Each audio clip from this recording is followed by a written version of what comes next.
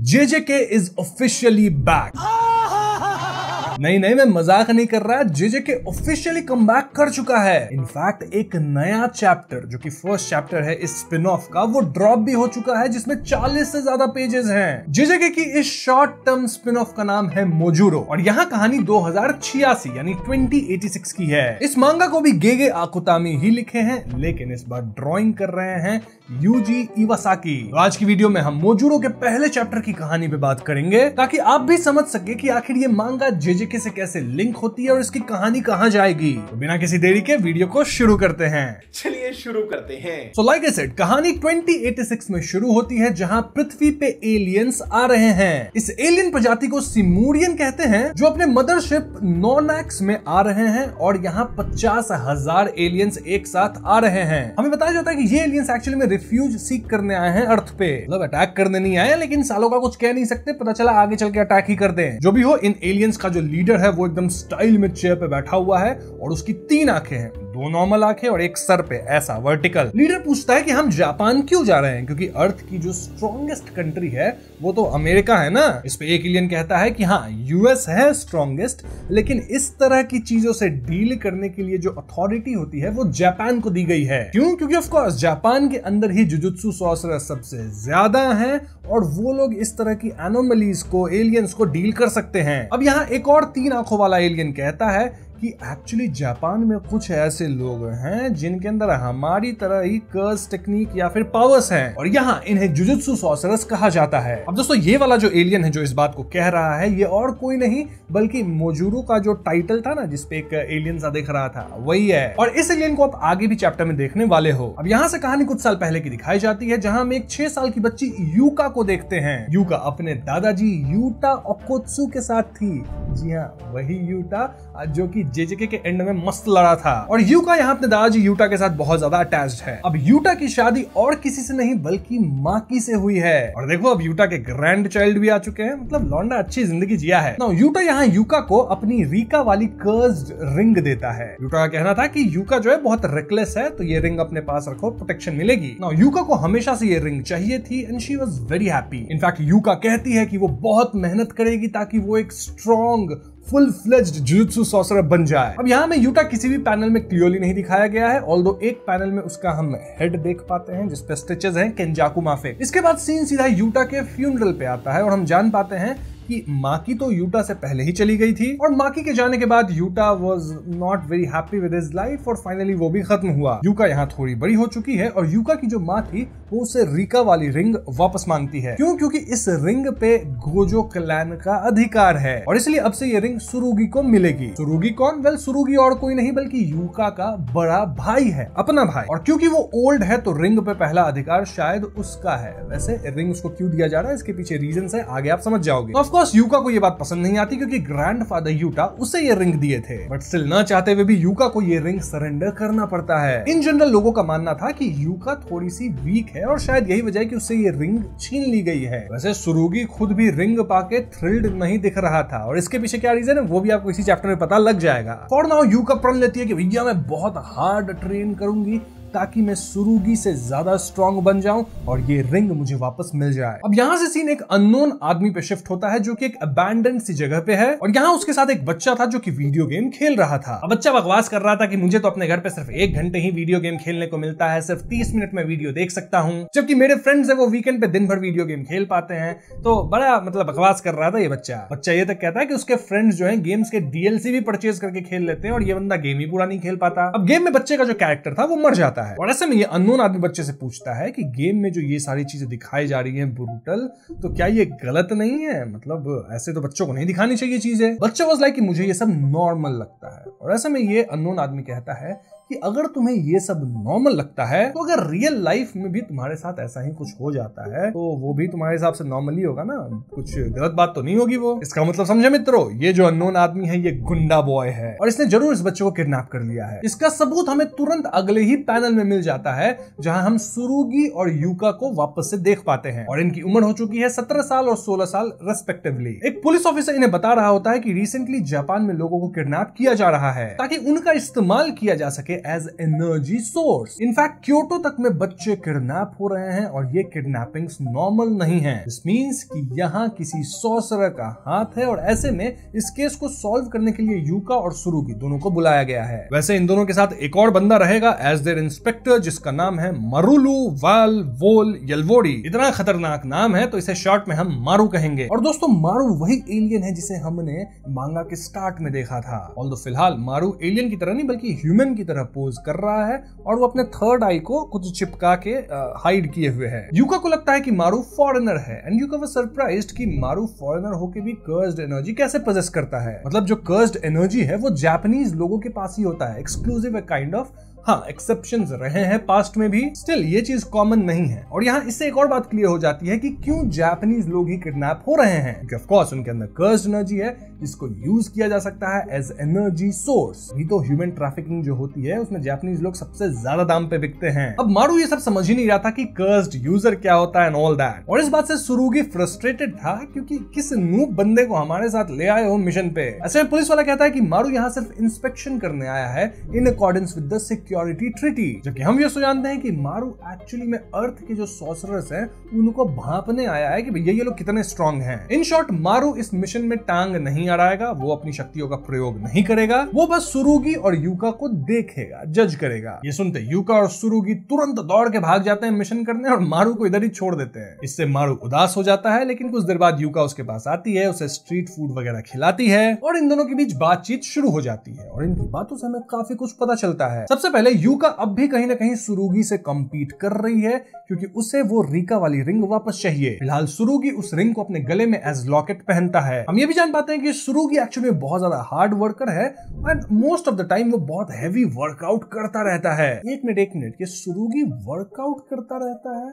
कहीं लौंडा heavenly restricted तो नहीं, जस्ट लाइक माकी एंड तोजी। जो भी हो, यूका यहाँ मारू के साथ मिशन पे आती है और मारू उसे इनडायरेक्टली हेल्प कर सकता है। मतलब मारू अपनी कर्स्ड एनर्जी का इस्तेमाल नहीं करेगा क्योंकि वो चीज ट्रैक हो जाएगी। वैसे यहाँ एक और बात हुई थी अबाउट द कर्स्ड यूजर्स और वॉरलॉक्स। मतलब ट्रांसलेशन में थोड़ी सी डिफरेंट जगह पे मुझे डिफरेंट चीजें मिल रही थी। बेसिकली पॉइंट ये था कि जो लोग भी कर्स्ड एनर्जी यूज करते हैं लेकिन जुजुत्सु सॉर्सरर नहीं है तो वो काइंड ऑफ गुंडे लोग हुए। In short bad people who have powers, जिन्हें कर्स्ड यूजर्स कह सकते हैं या वॉरलॉक्स। और हाँ, जो पुलिस ऑफिसर इन्हें भेजा है ना इस मिशन पे उसका नाम उसामी है एंड इन लोगों को शक है कि ये जुजुत्सु वर्ल्ड में कोई हायर अप है। जो भी हो, मारू और यूका यहाँ किडनैपिंग के ट्रेसेस को ढूंढने लगते हैं लेकिन मारू को कुछ नहीं मिलता। वहीं यूका मारू से पूछती है कि आगे तुम कौन कौन से टर्न्स लोगे। मारू बताता है पहले मैं राइट जाऊंगा, फिर लेफ्ट जाऊंगा, फिर स्ट्रेट जाऊंगा, then right again and finally left. Now मारू के इस गेस को यूका पहले से ही पेपर पे लिख चुकी थी, वो भी एकदम एक्यूरेटली। कैसे? वेल, यूका बताती है कि इस रोड पे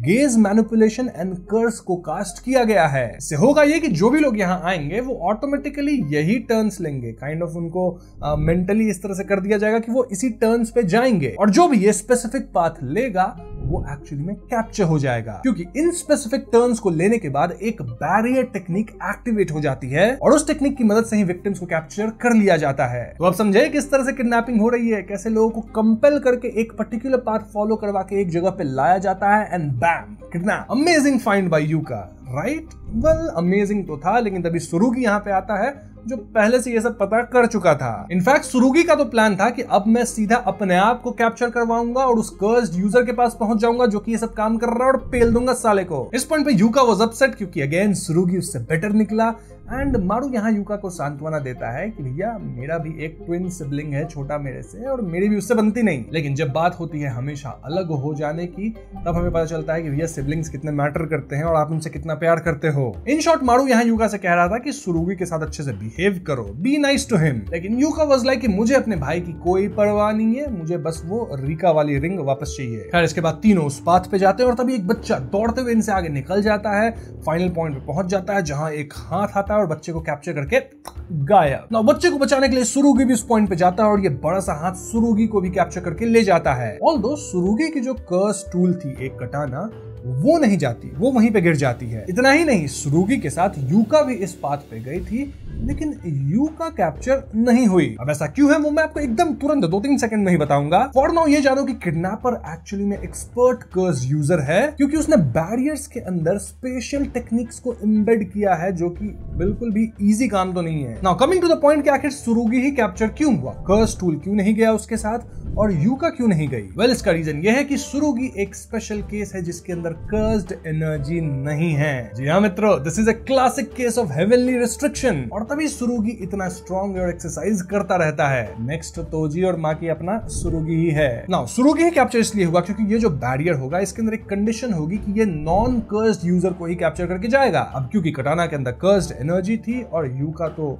जुत्सु सॉर्सरर ही है, कर्स्ड एनर्जी भरी पड़ी है उसके अंदर, तो इसीलिए ये लोग कैप्चर नहीं हुए हैं। और ये कंडीशन शायद उस गुंडे ने इसलिए डाला होगा ताकि कोई जुजुत्सु सॉर्सरर या कर्स्ड यूजर आके उसे पेल ना दे, तो नॉर्मल लोगों को ही कैप्चर करना है। ठीक है, अब इस पॉइंट पे यूका का मन था कि चलो सुरुगी गया, कैप्चर हुआ, वो अपना देखे, मेरे को मतलब नहीं। अब मैं उसामी के पास जाऊंगी, मतलब वो जो पुलिस ऑफिसर है उसको रिपोर्ट दे दूंगी कि भैया यहाँ क्या क्या हुआ। लेकिन मारू वाज लाइक, नहीं यूका, तुम्हें अपने भाई सुरुगी को बचाना होगा, वो मुसीबत में हो सकता है, वो मर सकता है। इसके बाद यहाँ बहुत सारी ऊट पटांग बातें होती है इन दोनों के बीच, बट इन द एंड मारू और यूका दोनों मान लेते हैं कि भैया हमें सुरुगी को बचाने जाना होगा, उसे ढूंढना होगा, क्योंकि इट माइट बी पॉसिबल कि सुरुगी को एक्चुअली में सेविंग की जरूरत हो। दूसरी तरफ हम फाइनली मिलते हैं उसी कर्स्ड यूजर से जिसे हमने मांगा के इनिशियल पैनल्स में देखा था, मतलब वही बंदा जो कि बच्चे के साथ वीडियो गेम खेल रहा था और उल्टी सीधी बातें बोल रहा था। ये बंदा किडनैपर है, इफ यू रिमेंबर। वो बताता है कि क्योटो की जो स्ट्रीट का जो ग्रिड पैटर्न्स है वो उसकी बैरियर टेक्निक के लिए एकदम परफेक्ट है। अब यहाँ उसके सामने सुरुगी था जिसके हाथ बंधे पड़े थे, जो कि अगेन टेक्निक का पार्ट है, यानी जो लोग भी कैप्चर होके आते हैं वो ऑटोमेटिकली बंध के ही आते हैं। अब ये किडनैपर कहता है कि एनीहाउ वो इस किडनैपिंग वाले काम को छोड़ने वाला है